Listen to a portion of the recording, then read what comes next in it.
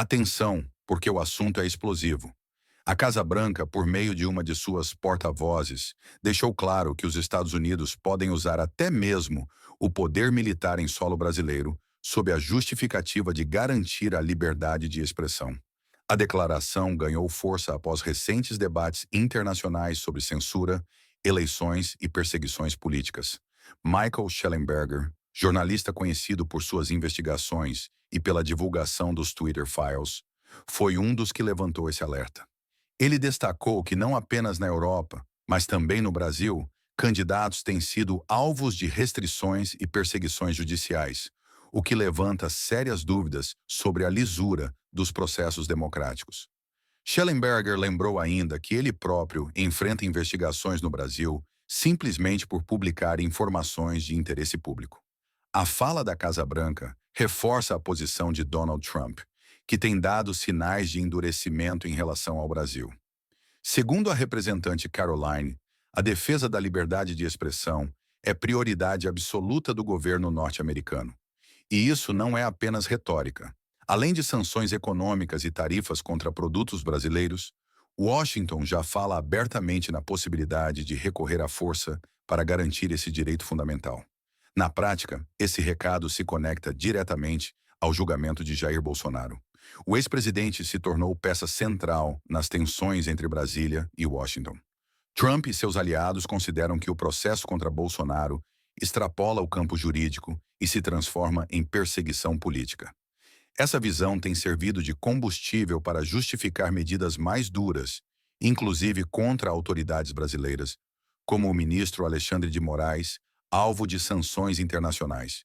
Enquanto isso, o clima internacional segue aquecido. No Nepal, por exemplo, manifestações contra um governo de viés comunista resultaram na morte de 19 pessoas. A população se revoltou contra a censura de mais de 20 redes sociais, o que serviu como estopim para protestos violentos, incêndios em prédios oficiais e até renúncia de autoridades. Esse episódio serve de alerta. Quando governos tentam sufocar a voz do povo, a reação tende a ser explosiva. E aqui no nosso continente, os Estados Unidos já posicionaram navios de guerra no Caribe, cercando a Venezuela. Maduro, em tom desafiador, insiste que seu país estaria preparado para enfrentar uma eventual ofensiva americana. Mas convenhamos, diante do poderio militar do seu Armstrong, essa retórica soa mais como bravata do que como realidade.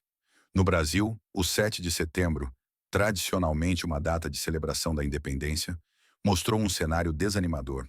O desfile oficial em Brasília foi esvaziado, marcado pela presença tímida de Lula e Janja, acenando para poucas pessoas. Ao mesmo tempo, em diversas cidades, a população saiu às ruas em manifestações contra arbitrariedades, contra a censura e em apoio à anistia dos presos do 8 de janeiro. Ou seja, enquanto o governo tentava exibir uma imagem de normalidade, o povo demonstrava insatisfação. Diante desse quadro, surge a grande pergunta: o que pode acontecer se os Estados Unidos realmente decidirem agir de forma mais incisiva no Brasil? A ameaça de sanções já é concreta, mas a simples menção ao uso do poder militar mostra o quanto o cenário é delicado. Eduardo Bolsonaro, em recente entrevista, destacou que Trump não tem nada a perder, já que esse pode ser seu último mandato. Isso dá margem para imaginar ações ousadas no tabuleiro internacional, sem as mesmas amarras políticas que limitam outros líderes. Enquanto isso, o Brasil segue dividido, fragilizado politicamente e pressionado de fora. O contraste entre um desfile militar esvaziado e um povo nas ruas pedindo liberdade ilustra a encruzilhada em que estamos. De um lado, um governo que insiste em controlar a narrativa. De outro, uma sociedade que já não aceita viver sob silenciamento. Resta acompanhar os próximos passos. Se as palavras da Casa Branca vão se transformar em ações concretas, só o tempo dirá.